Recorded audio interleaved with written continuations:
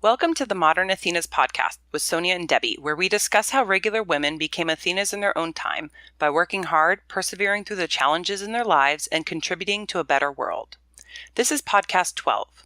In this podcast, we will be discussing the book A Year by the Sea by Joan Anderson. You can use the link on our website at modernathenas.com to order the book after the podcast. Joan Anderson is a wife and mother of 2 grown boys. As a note, Joan is very careful not to name her husband throughout the book, neither in the acknowledgments nor within the book's story. The book begins with Joan's intentional separation from her husband as he heads west to a new job and she decamps to the family summer home on Cape Cod. In the next year, Joan weathers loneliness, makes new beginnings, survives a Cape Cod winter, and working on the fish docks, digs clams for money to fix her broken water heater, and learns through all of her trials and moments that she can do it alone, that she is strong enough and tough enough. Joan's toughness, drive, and perseverance through the year of challenges makes her a modern Athena. This book has become one of my all-time favorite reads for its raw and real portrayal of finding oneself and overcoming life's expectations. There is a tide in the affairs of men, which, taken at the flood, leads on to fortune. Omitted, all the voyage of their life is bound in shallows and in miseries. On such a full sea are we now afloat, and we must take the current when it serves, or lose our ventures. The book opens with this Act 4, Scene 3 excerpt from Shakespeare's Julius Caesar. We are introduced to Joan as she and her husband are about to go their separate ways. She says the decision to separate seemed to come on suddenly. Their lives were starting to separate as their boys grew up and moved on to having relationships and lives of their own. The family house became quiet without the boys and their friends around. Joan seems to realize that she and her husband had been growing apart for a while and that the separation seemed to be the end of a natural progression of the relationship. When Joan's husband got a new job on the West Coast, Joan just could not see herself moving with him because the thought of leaving their home on the East Coast left her feeling discontent. Instead, she moved to the family's second home on Cape Cod, a place where she had spent many summers with her husband and sons. She left for the Cape with just $5,000 in her pocket. Quote, "As I drove out of Nyack and headed for the Tappan Zee Bridge, I repeated not once but many times, 'You're making the right move. Keep going. You're making the right move.' Once I paid the bridge toll and saw the sign for New England, my shoulders began to drop and my back molded into the seat. I was finally on my way, and it felt as though this move had been in the works for a long time. Perhaps it had. There had been many other false starts, times when I had run away on impulse, but then learned if you run away too often, it loses its dramatic effect. This time was different, monumental even. I had tied up significant loose ends before bolting. I felt suddenly Machiavellian, a master planner, or like someone about to die, putting her affairs in order. The lives of everyone I had been responsible for were in place." End quote. So Joan opens the book by talking about this stepping into the unknown and this feeling that she has that this is sort of that opportunity that almost she's been waiting for. When she was talking about you're making the right move, keep going, you're making the right move, reminded me of when Jordan, my husband, and I decided to move to Tennessee about 2 years ago. And it was after we had been in the Pittsburgh area for almost 10 years. That's where all of our family is, in Pittsburgh. And I think even moving out here and even after having been here for a while, I felt like I was still telling myself that because there was a lot of unknowns. It was a new job and a new state and new city and new friends, and Ethan was starting daycare. So I definitely could relate to that feeling of you're trying to convince and affirm for yourself that you're making the right choice, even if it was a calculated one, like she talks about, as though the move had been in the works for a long time. Yeah, and I think that it's really hard, as you're saying, even if you are so sure that you want to make the move, doing it is something entirely different. I mean, in some ways, taking that first leap is super scary and can be so challenging, but it's not even, the first leap. It's, as the saying goes, it's the fall that'll kill you. And in a way, it's like after you leap, it's sort of how you land and then how you deal with those immediate challenges that you're going to see. And, when are you going to turn back and when would you turn back and what's going to make you give up? And so I think that this mantra very early on in the book that she's, you're making the right move, you can hear her throughout the book continuing to say that to herself. I'm making the right decisions. I'm moving forward. So I just think it kind of set the tone for the rest of the book. Joan had been on the Cape for 3 weeks when she recounts a conversation she had had with a minister friend who affirmed that Joan had indeed been stuck in her life. Quote, "You're in the desert," she said, "and you're parched but not dried out." As she talked, I pictured myself sitting on the stump in the middle of a vast wasteland, surrounded by nothing save miles of adobe-colored, hardened soil with no escape route in sight. "You've no alternative but to simply sit still and listen. In time, you'll hear the answers." End quote. And I was kind of taken by this quote because I really visualized this sort of just sitting in the middle of an absolute desert and the complete silence that, you would hear. And it's almost sort of one of these little journeys of growth, or, in Australia, they're called walkabouts. But, when you just go out and kind of pause your life to just listen to the silence. And I imagine Joan, like probably a lot like myself, sometimes you can get uncomfortable by the silence. Like Jordan jokes that I get restless very easy on like a day off. Like I need to like be moving around the house or get out of the house. And so I imagine that was a really hard thing for her to do, is to be told to sit still and listen. But it's so important for us to each do that. And I find that is something I don't do often enough. Yeah, and I find that when I just literally sit still or stand still or go somewhere, and, I like to go out to Bellingham Bay and just watch the water moving. It's this sort of inner quiet stillness. And that's really, I think, when your inner thoughts can start to come out without being sort of cluttered out or closed out by all the noise of everyday life. Well, it's easy to get kind of swept up in every day too, and kind of be riding along that current. I actually am feeling that very much right now in my life, that I'm just like totally swept up in the density of work right now, and just trying to pace myself. But I'm desperately desiring those quiet and still times. So I think there's certain times, like right now, I need to be really intentional in trying to carve out those still and quiet times. Yeah, and it's kind of funny because for our listeners, most people don't know, but I got a little French bulldog puppy last Friday. And it's been, if anybody's ever had a puppy, you know that the first however many months are basically complete chaos. And I was realizing last night, she was curled up with me on the couch and the house was still and everything was quiet. And I realized these are sort of those moments that you cherish, and that you realize that all the little stuff that's sort of taking up your time or is a nuisance or frustrating or whatever is worth it for these sort of quiet and still chances that you have to connect with yourself, or to, connect with the other people in your life. One day, Joan woke up and realized she was out of coffee. Like most warm-blooded humans, she decided to go out and seek her morning brew.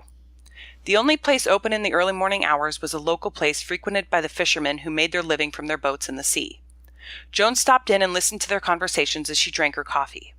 The men were discussing the seals that were taking over a large area of the local waters. Joan ate breakfast, continuing to listen in on their conversation. Finally, she mentioned that she would like to go see the seals. Joshua Calhoun, one of the fishermen, offered to take her out on his boat. She leapt at the chance and met him at the docks. He took her out, getting her close to an island near the seals. He dropped her off with a wave and a promise to be back at the end of the day, after he was done fishing. Joan waded in towards the island and enjoyed the peaceful calm of the sea, the air, the birds, and the nothingness around her. Quote, "I'm not ungrateful to be here, God no. This has got to be the most extraordinary beach in the whole world, and what's more, hardly anyone knows about it. When will I ever learn to accept what is given instead of always yearning for more? My lavish expectations too often tarnish my blessings." End quote. Eventually, Joan got curious about the seals and went closer to the water. Quote, "Of course I could have come better prepared, but too often I've used precious time preparing for experiences rather than just having them.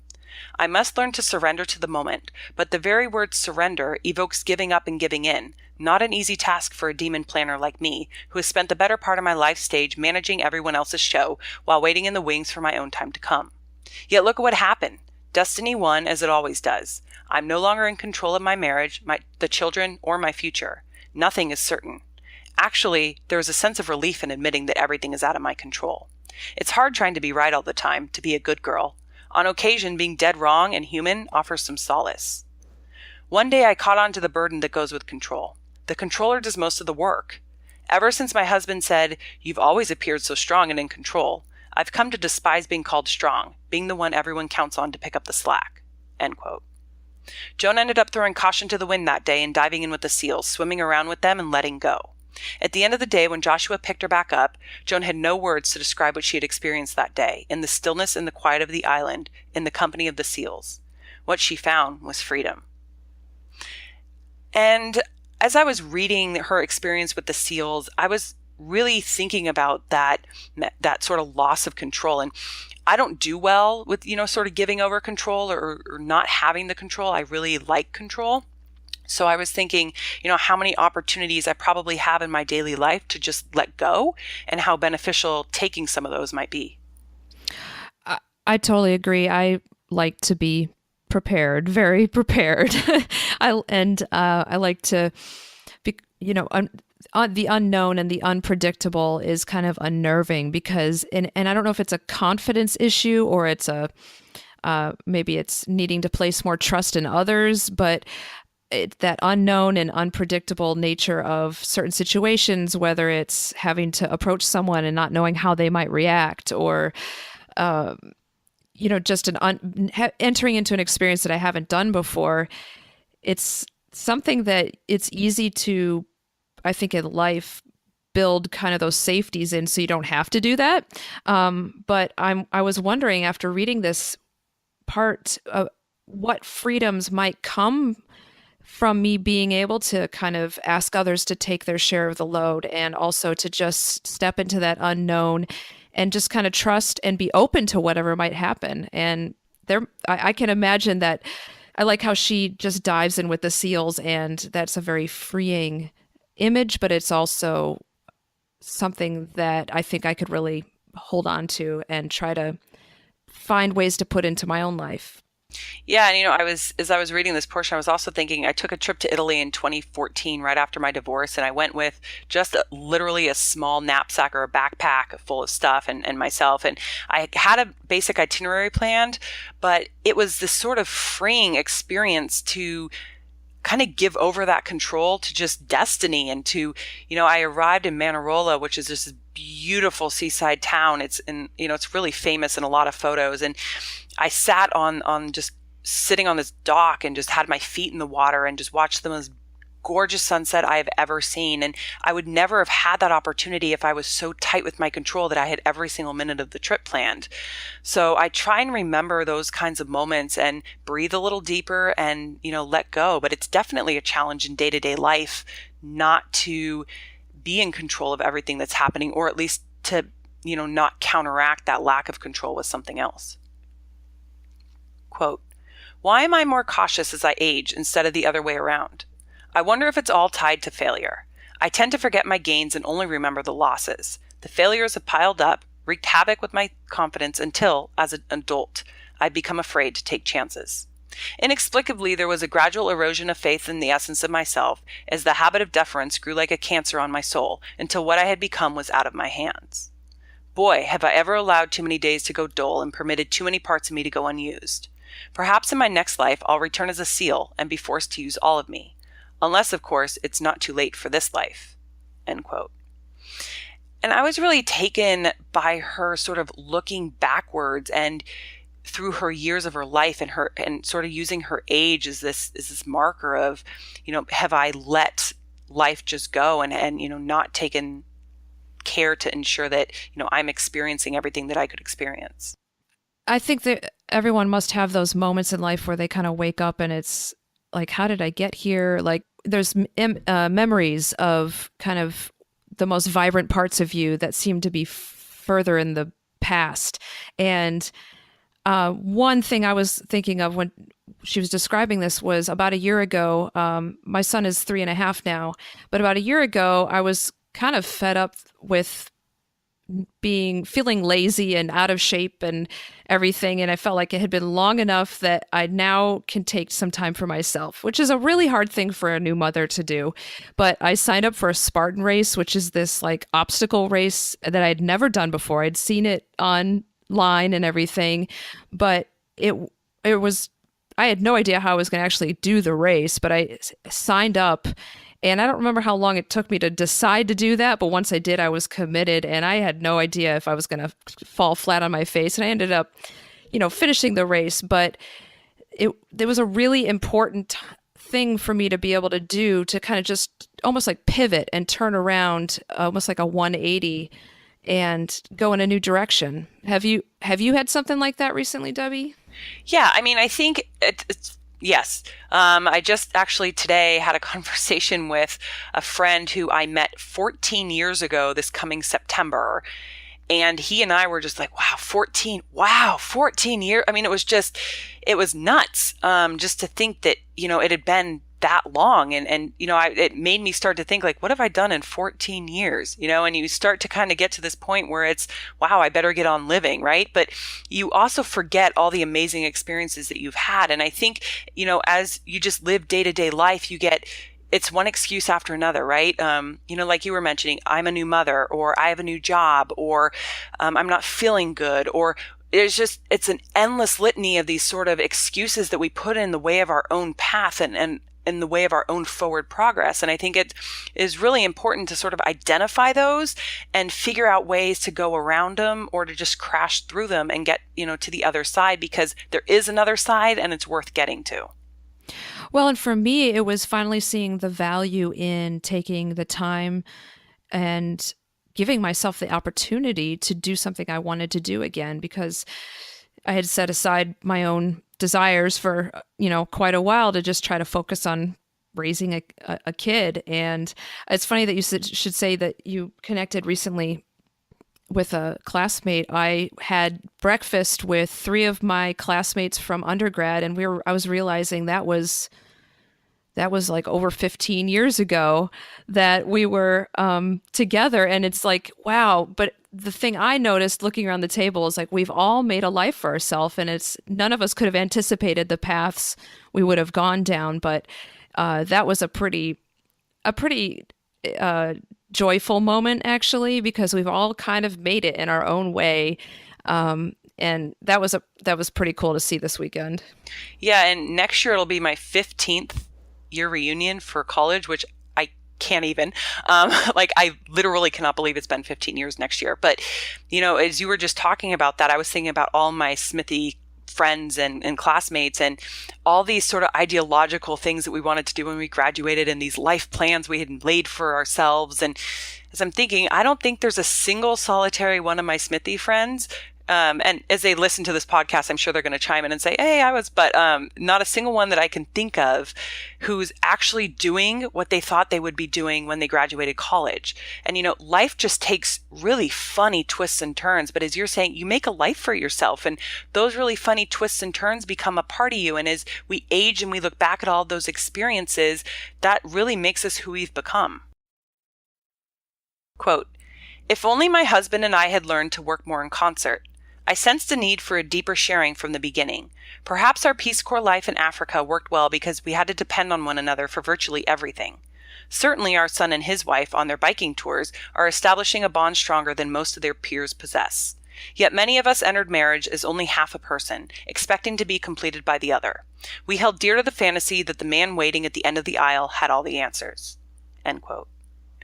And, it was interesting because I know you and I are in two very different places in terms of, marriage. And I was thinking, when I got married, I viewed my now ex-husband as, the person that was going to complete me rather than the person that was going to complement me. And, as I've moved forward from that divorce, I've really thought, if I ever get in another relationship again, I want someone that's going to complement who I am.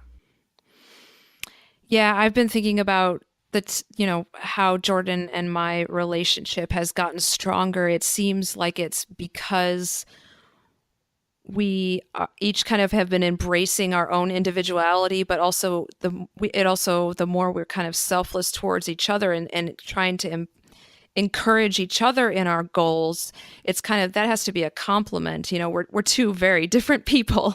I'm 5'2", he's 6'2". I've spent my whole life in arts management. He's a musician and a teacher and a firearms instructor. And like, we are very different, but I think we do have that complement. But it took a long time to kind of really, for me, to really embrace my own independence, too. But the more I've done that, the stronger our relationship seems to be. Yeah, and I mean, I think that that would hold true for a lot of couples. I know I have a lot of friends where their relationship has actually strengthened over time by them learning to be independent in some ways and learning to sort of explore their own independent interests because at the end of the day, it brings them closer together. Quote, doesn't change occur only when we stop living the expected life? I'm free to make my own decisions and equally free to take the consequences. For once to be harsh, indifferent, unfeeling is liberating. At the very least, being so permits me to cultivate the other half of my whole. So I've declared my freedom and am somewhat at peace with it. What's left is to make sure there's no residual guilt. Many of us would just as soon have our choices made for us, she said, but the heroine, when at a juncture, makes her own choice. The non-heroine lets others make it for her. End quote. And, this goes back again, talking about change. And throughout this book, as Joan is sort of moving forward and at the beginning kind of stumbling a little bit and trying to find her feet underneath her, you start to see her becoming a little bit more philosophical about the changes in her life and a little bit more philosophical about her life moving forward. Yeah, actually, what I really liked about this book is, unlike some of the other books we've done where it's kind of a lifespan, this book is about this season of her life. And it's really just a year by the sea. But I think that it's kind of amazing that she's kind of made that transformation, which almost felt very quick to me, quicker than I would have kind of realized and had these philosophical discussions with myself. I think also I just haven't had a year of a season to kind of dive into this time of reflection. But what it did occur to me was, this kind of making choices and what does it take to really take that leap that she's been doing. And I felt like she was becoming more confident, but also more open. And she was trusting people that she didn't even know, like Joshua, the fisherman. And it really was this kind of combination of these seemingly contradicting characters and qualities. And it really, it just made this whole new world for her that it was pretty fascinating to see how it unfolded in such a quick amount of time.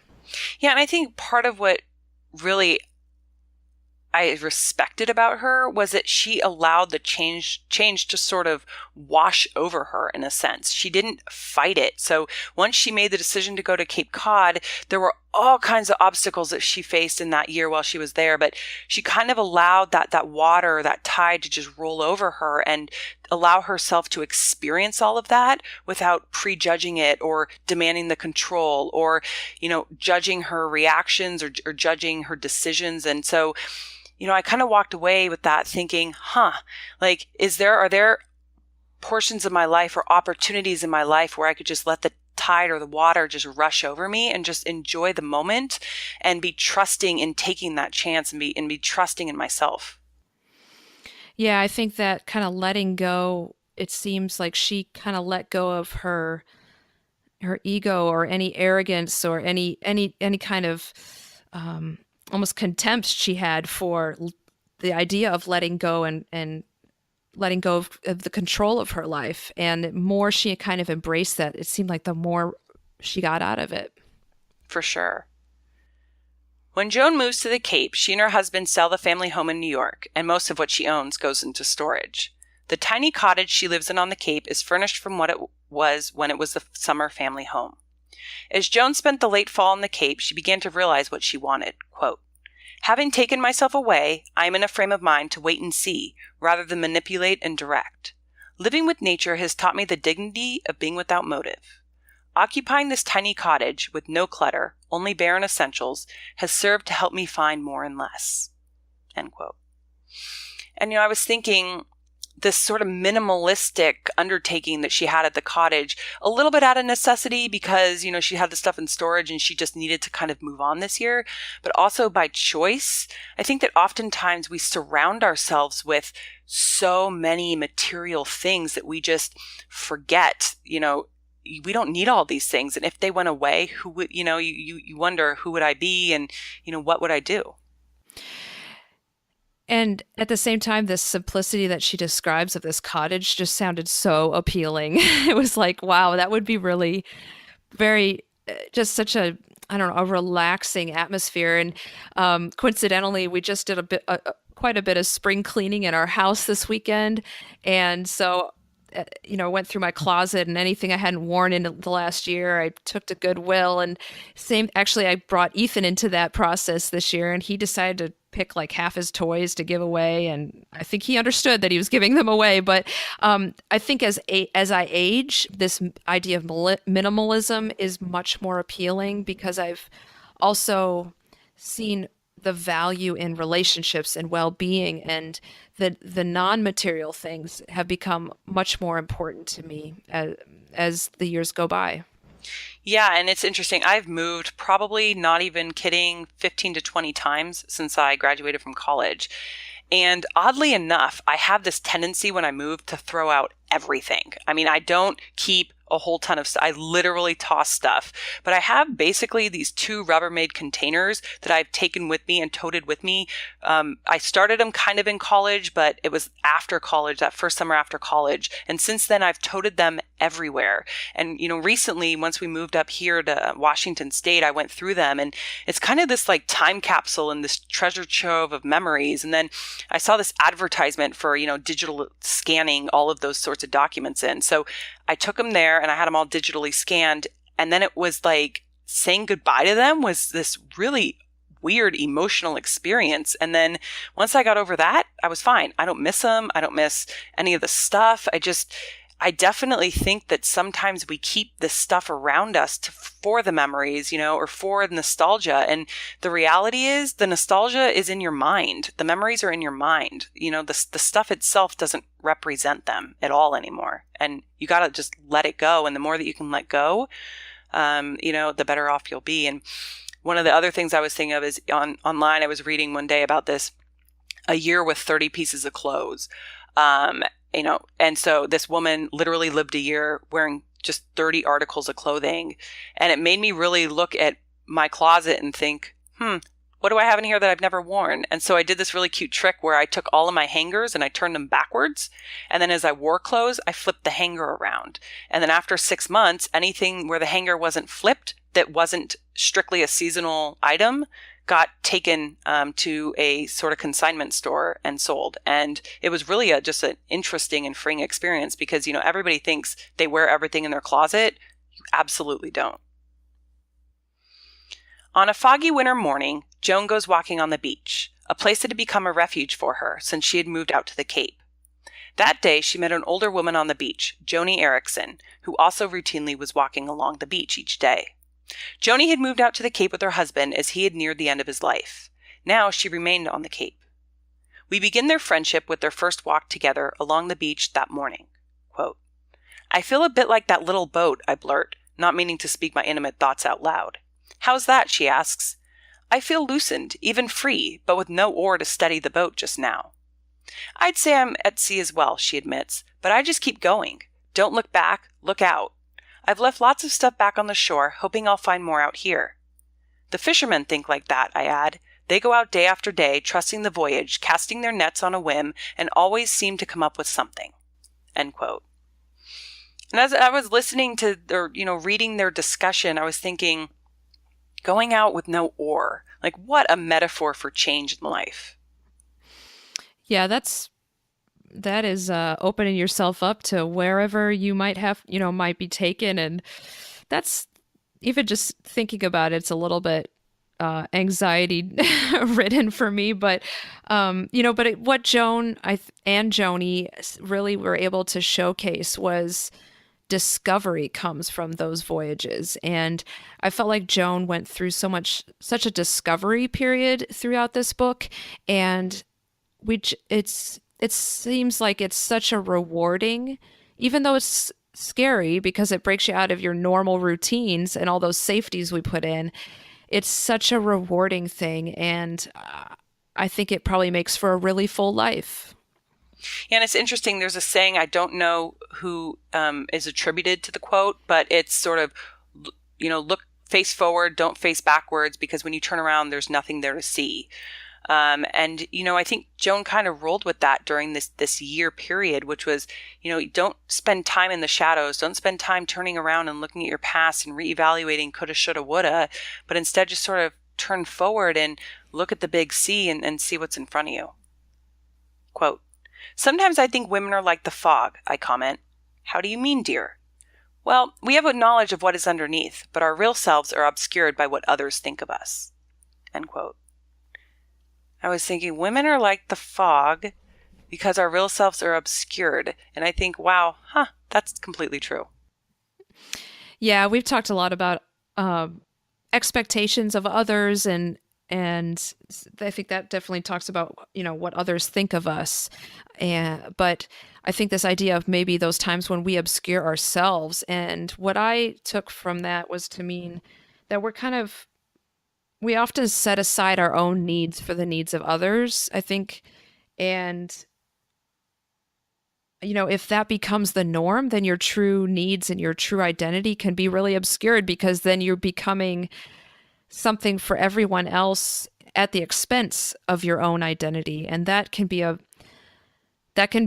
very tiring place to be. And I think that you're not going to last long.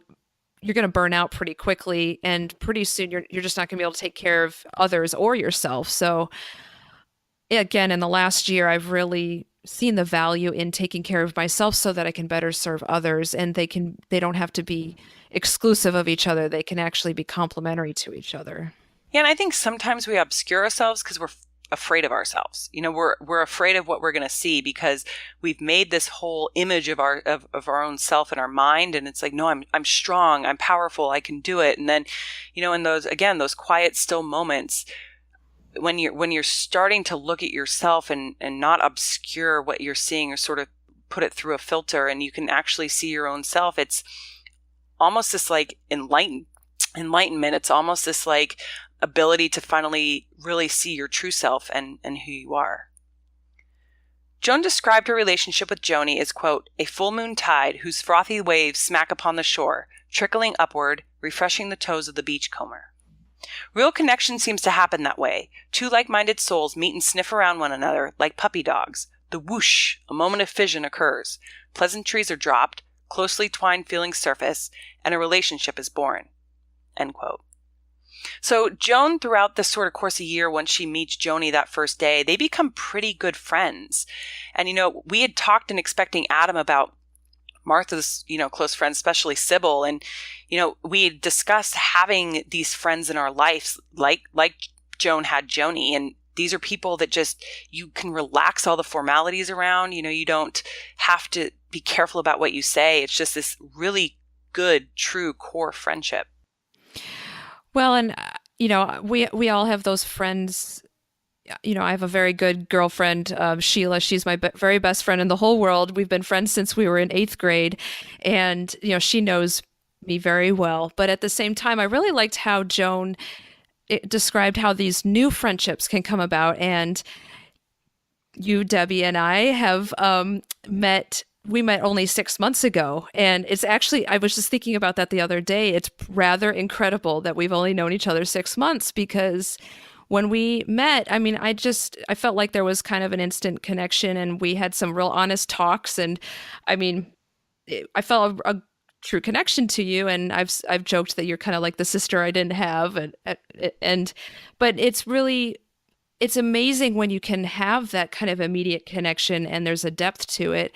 And it brings a lot of joy, I would say. Yeah, it's funny. So I think we've mentioned this before on the podcast, but Sonia and I met at this leadership conference in October. And we were just two of like 250 people. And I think we had talked briefly on social media before we were there, but we didn't really know each other at all. And then we showed up, and like she's just mentioning, it was like this instant connection. And we just, I don't know if it's like the sisters that just were separated at birth, or it's just like the friends that were always meant to meet each other. But it was just this very strange and just immediate friendship. And it's just, I mean, it's blossomed, and, now we have this great podcast, but it's just, I think sometimes when you search too hard for something, you don't find it. And then when you're not looking at all, boom, there it is. So I think it's just, it's opening yourself up to those friendships that, you may not have ever thought you were going to have with somebody, and just being open to that sort of experience like Joan and Joanie were to each other. Quote, "After a while, Joan comes to me. taking hold of my hand without asking, and we stand facing the sea with all the vastness it offers. We are helping each other to be real people. Her need for companionship, so she can have freedom and adventure, forces me to go after the same. Our treasure hunts rarely reveal a single insight of great importance. Rather, we come away with new attitudes. As for me, my energy is redirected. My humor returns. Body and mind are stretched. End quote. And so I was really thinking as I was reading this, wow, these are two women that feed each other. They don't drain each other. Yeah, they seem to just be enjoying each other's presence. It's almost like they both are still going through these individual paths, but just now they're parallel, and they're kind of hand in hand, and it's just such a it's such a heartwarming image to think of them hand in hand, and they're both at different points of their life as well. But it's such a special thing when you can have that type of friendship or relationship with someone who, and in this case, they didn't know each other very long, so it's kind of that instant friendship. But kind of going back to my very best friend Sheila, like she's seen me at my best and my worst, and she's the kind of person that we could probably just sit in a room and not even have to talk to each other. We could each read a book, and just the presence of of each other is a joyful thing. So who do you have like that in your life? Yeah, I've got this sort of, and I think I've talked about them, this little cluster of friends before, but it's basically this two different college groups. So it's my friends that some are still in the military and some are out. And then this group of Smithy friends some of whom I've just met by coincidence because we all lived in the same, Smith calls them houses. They're kind of like Hogwarts houses, but we lived in the same sort of dorm. And so we all ended up just meeting each other. And, it was my first year, I was put in a suite with we had individual single rooms, and then we shared a common door to the hallway.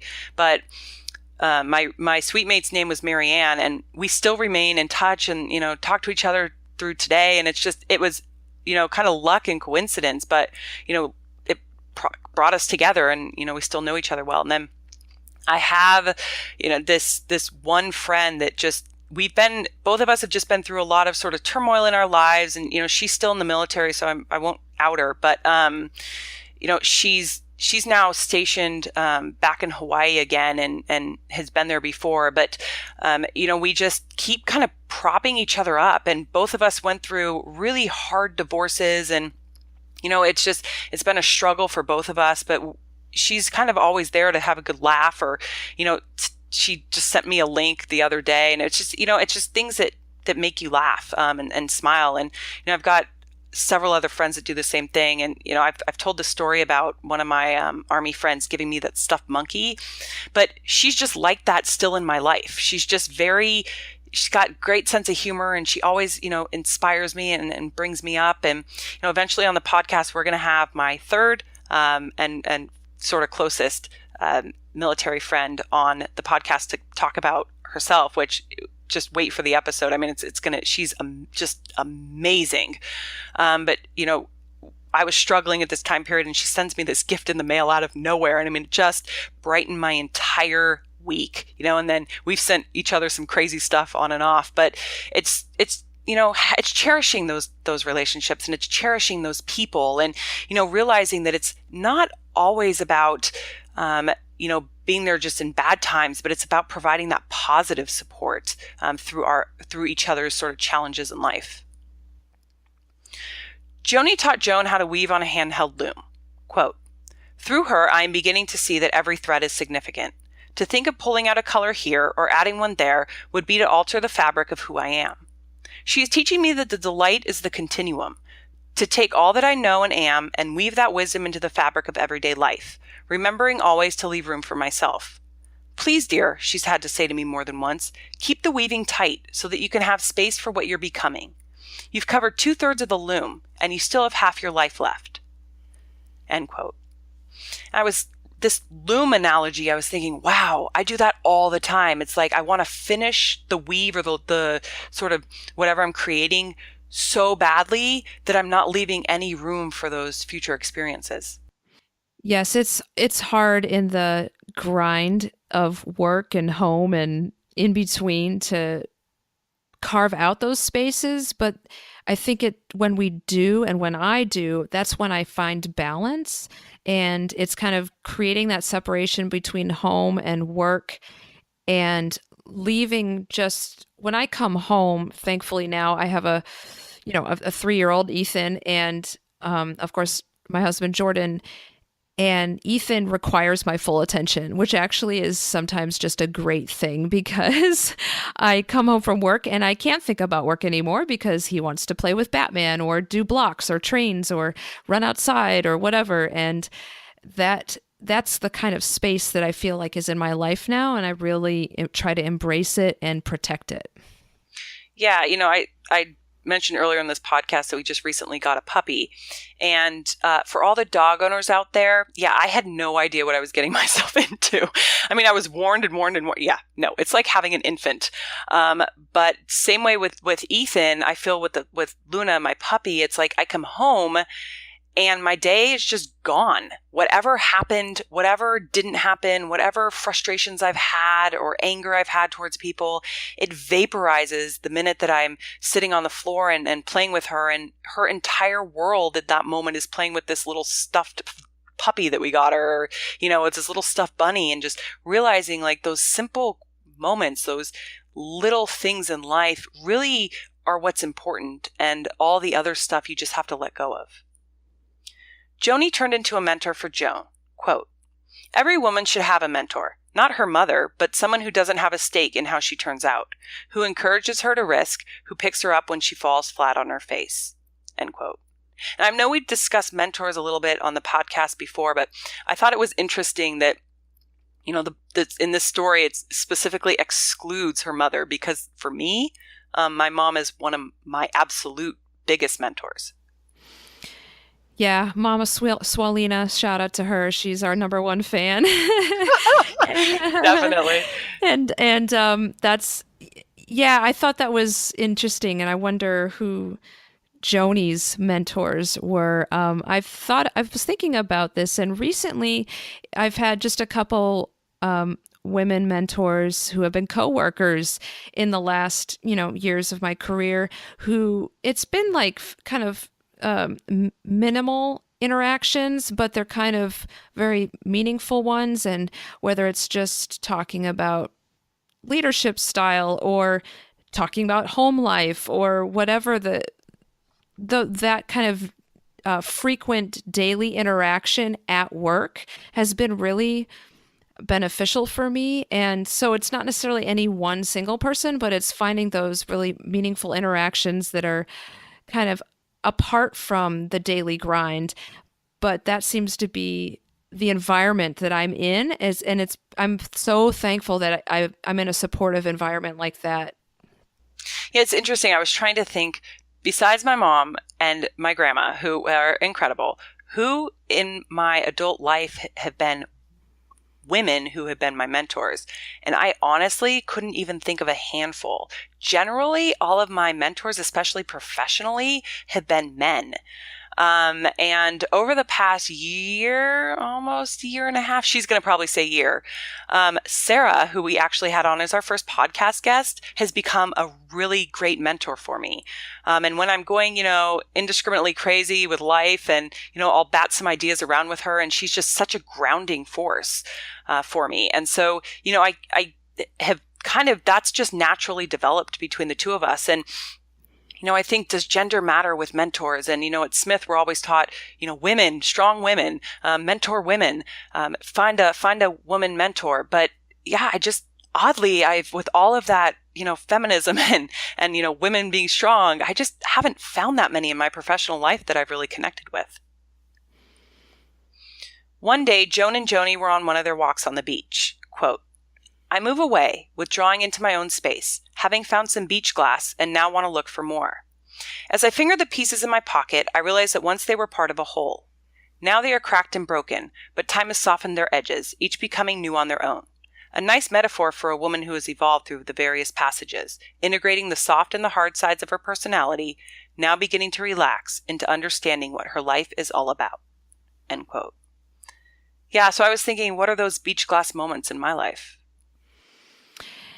Yeah, and I was thinking about kind of what's the process to create that beach glass, and what is it that kind of softens those hard edges. And uh, honestly, it's often probably adversity and pain. Another image that's kind of really stuck with me, over the last several years was, actually the way gold is refined is through fire, and that's a painful process, but it's a beautiful thing in the end. And so I feel like it's that adversity and that pain that really shapes us, but then we come out on the other end, and we're ready to kind of be in communion with other people, because those sharp, jagged edges are not necessarily playful, but that soft and round beach glass can kind of coexist with other things without further damage. Yeah, and I mean, I couldn't agree with you more, right? We're forged in fire, and those moments are create who we really are, and that pain, though horrific at the time, creates and becomes sort of part of us and becomes part of our story. Joanie also wrote a poem for Joan entitled Recommendation. Impatient lady, eager now to know, to traffic with that bird of night, before even early frost has touched your hair. An open mind has depths that grow only as shadows to the light. Let be what is becoming, slowly, slowly grow and know, patience. Quote, patience isn't your virtue, is it, dear? She says, filling the quiet moment between us. You mustn't fret. There is no arriving ever. It is all a continual becoming. I see you bubbling all over the place. You're yeasty. And I think that's grand. End quote. So personally, I have no patience. It's probably the one sort of virtue or attribute that I struggle the most with, because I'm like Veruca Salt in Willy Wonka and the Chocolate Factory. I want it, and I want it now. And so, reading this and this poem of just letting it come to you and having that patience, it's just, wow, that's really hard for me. Well, and I like how Joanie kind of keeps coming in and kind of just dropping these kind of seeds of wisdom. And we kind of need that in our day to day, is we need these little voices just to remind us patience, or that it's almost like those little words, those little mantras of, breathe. You and I have talked about how, spell the word relax forward and backwards, and those that things doesn't work, by the way. I know it doesn't, but deep breaths in and out of your nose, any of those things. But I think that it often comes not necessarily from within us, but something else almost from outside of us has to kind of shake us out of our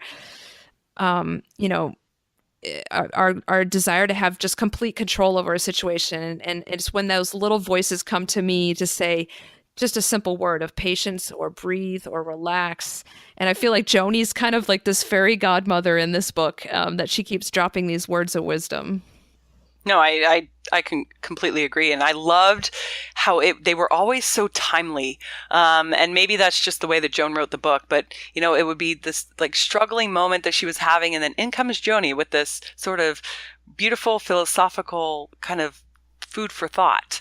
And I think to myself, wow, I've got some good friends like that. And you've been one of those people that it's like every so often I'll be really struggling, and you come in with just this like little one line thing. And it's like, why didn't I think of that? And it just kind of makes me smile. So I think it's really remembering to just have patience through those moments, that they'll pass, and that, you'll gain perspective on life. It'll be there, and just let it happen naturally, and don't try and force the moment.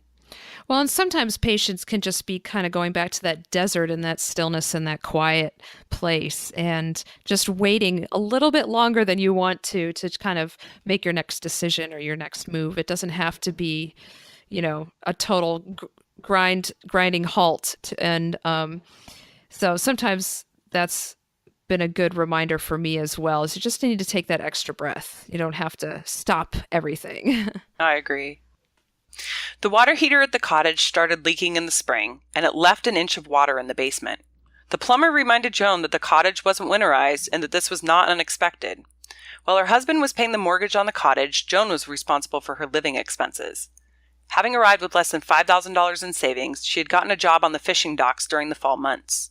But at Christmas time, the docks shut down until Memorial Day.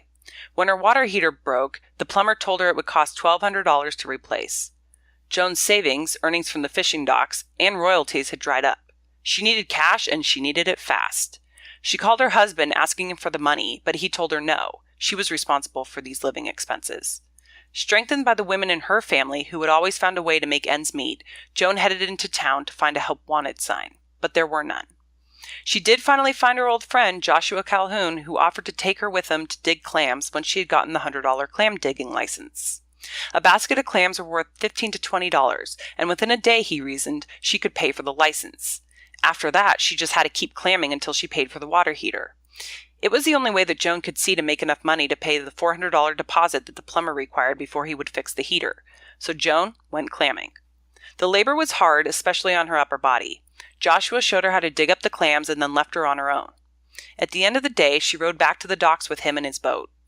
Over time, as she got better at clamming and her body strengthened, she was able to fill more and more wire buckets of clams each day. Eventually, she made enough for the water heater to be fixed. And as I was reading about this whole water heater situation and the panic she must have felt, when it happened, because you need a water heater and she had zero money. And so she had this ingenuity that she describes in the book was sort of, she took a sort of chapter out of the women's lives and in her lives and in her family to say, no, I am strong enough. I like the other women, I can stand on my own 2 feet. I can make this happen. And she did. And she worked really, really hard to get that money. And I think in a way, she felt really strong and powerful and self-reliant when she was able to do that. Well, and she had such a practical, tangible goal, which I think always helps. And I think that when I am fatigued, it's very hard to feel like you want to persevere through adversity. But she was clearly fatigued. She talked about this clamming as very labor intensive, and yet she must have been able to keep that clear vision of that practical goal of getting enough money for the water heater. Yeah, and it's just her ability to just continue to focus. And, she described in the book how clamming is hard. And for listeners who have never gone clamming, it's very, very difficult on your back and your upper body because it's all digging. And so the fact that she was really not in physical shape to do clamming and she really didn't know what she was doing or, and couldn't dig for long periods of time. And yet she just kept at it and she kept at it and kept at it. And, she never gave up. And even throughout the whole book, she just never gave in to, all of these obstacles that she was facing. And it just, her perseverance through that adversity to me really demonstrates why she's such an amazing modern Athena. In April, after a long winter, Joan found herself having numerous visitors. Joanie's cousin, a psychoanalyst, and his wife, an Episcopal priest, were the first to visit. They were staying in town for a conference. The wife lectured Joan about men. Quote, "You can't find answers from authority, silly, especially when they're men," she said, somewhat disappointed that I hadn't gotten that already. "It's only going to come from here," she insisted, pointing to her heart. "Not out there. It's about give and take, pulling and tugging, working through it like our weavings." End quote. The psychoanalyst husband talked about Joan's shadow. Quote, "At our ages and stages, we should be going for the gold of our shadows," he said. "Look at the dirt in your life and work with it instead of avoiding it." First things first, what the hell is my shadow? Your dark side, the evil stuff about you? You're actually embracing your shadow right now, he said, by doing something out of the ordinary pattern. Looking at stuff you've probably been afraid to unleash for years. End quote. And I think this goes back to our discussion earlier about, looking at the past and sort of reconciling where we are now and where we want to go with where we've come and this darkness that kind of lurks in the shadows of some of the experiences that we've had. Yeah, and Joan had a lot to think about. I imagine she did a lot of contemplating about what could have been with her husband, had they made certain different decisions, but she didn't seem to dwell on her shadow at this point. She was in such a mode of discovery and openness that seems to be kind of the key to actually, in order to move beyond like those hard things in our past, is to be open to the new things in the future. And that seems actually like a really simple recipe, but it's easy. It's harder than it seems, but I think it's simple, which is good. No, I agree. So then we have Hazel. Joan's good friend Hazel came to check on her for a night. After Hazel, Joan's oldest nephew brought his film crew into town, and Joan catered for them while they filmed. As the month of April came to a close, Joan said, quote, "I'm amazed that I survived this social month fairly unscathed. Perhaps that's because I went in with the ebb and flow of each visit, allowing for some give and take, offering and retreating, weaving myself in and out of each encounter. I'm learning to sponsor myself, no longer the servant, but a master of my own time and destiny. It's all about intention, knowing when to open the door and then when to close it again." End quote. And as she's talking about learning to sponsor myself, no longer the servant, but the master of my own time and destiny, it only made me think of this poem called Invictus. I'm the master of my fate, captain of my soul. But the whole poem is about owning yourself and not allowing other people to own you, especially your core essence. Well, and I think talking about the freedom that comes from kind of drawing these boundaries around yourself and also requiring others to carry the load seems to be part of that magic combination as well. Yeah, and I think it's as you're mentioning, it's figuring out whatever that magic combination is for you. And serving too much is no good. Serving not at all is no good. So you've got this, like, for a lot of things, you have this dichotomy. You've got two ends of the spectrum, and you got to figure out where in the middle are you most comfortable and where in the middle is sort of works best for you. And so figuring that out takes a lot of trial and error. And, some people throughout their lives never figure that out, and they kind of keep wobbling on in the dichotomy, or, the two ends of the spectrum, and they just can't ever get to the center. So for certain parts of my life, I'm like, oh, okay, I'm finally finding the center. And then something happens and I'm like, oh, I'm not even close to the center. It's continual challenge to kind of maintain focus and try and stay there. At the end of August, Joan begins to reflect on her year on Cape Cod. Quote, "I am so fortunate to have a friend like Joan who applauds my progress from the sidelines, helping me to see that whatever stage I'm in should be my project, that receiving and responding are true tidal behavior, that whatever washes ashore should be greeted, picked up, sifted through, and held onto. As I contemplate living with another again, I must be ready to accept our differences and celebrate our similarities, to watch our new selves emerge and delight in what appears on my shore. Acceptance seems the biggest stretch that newly independent people must extend to one another. It is a strength I must acquire, or risk being estranged from the ebb and flow of the rest of my life. Like the tides that come and go at their will, not ours, we who frequent the beach must be mindful to time our swims and walks to the ocean's law. So it should be with the people who move in and through our lives." End quote. And I had never really considered life or friendships as that tidal behavior. But as I was, kind of pondering this discussion that Joan was having at the end of the book, it was like, wow, that is exactly, for me at least, how friendships have worked. Yeah, it's kind of this like nuanced and subtle back and forth that you have to kind of be intentionally looking to see those differences. And at the same time, the tide ebbing and flowing, I think really strong relationships and productive and effective ones where it's loving and giving, you have to be able to listen and you have to be able to act, but not at the same time. It's kind of one or the other. It's hard to do both and be effective in the relationship. And again, I think that goes back to that sort of spectrum, the ebb, the flow, and like figuring out how to kind of move between them, easily and capably, and not worrying so much, oh, I'm veering left, I'm veering right, I'm veering left, I'm veering right, but just also kind of trust that instinct that you'll return to center, that the ebb will end, that the flow will start, that the flow will end and the ebb will start. And just kind of, tracking life that way and just letting go a little bit of needing to always know what's going to happen next. Joan's husband came for a visit for Christmas, and her husband and both of the boys with their wives came to visit for Memorial Day. At each of those visits, Joan started to feel the relationship with her husband change. She feels him changing into a softer, gentler soul, the time away having given him time to think and discover himself, just as she has discovered herself. In late spring, her husband sent home repair men to the house to reshingle the roof and winterize the house for the coming winter. By Labor Day, her husband was on her way to her for good, having retired and made the decision that he wanted to make things work. Joan, like her husband, had significantly changed during the year, and they were both willing and wanting to give their relationship a fresh start. Joan set aside a corner of the home to be her space, to remind her of the triumphs and obstacles that she had encountered over the past year. When her husband arrived in the evening of Labor Day, the summer residents having just left, it was Joan and the community that she had built, waiting for him all together at the local watering hole. He had finally come home, and he had come to be with her. And, throughout the book, Joan talks a little bit on and off, especially when her husband comes to visit, about the separation and about how challenging it is for her. But also towards the end of the book, now she's talking about how it's actually brought them back together.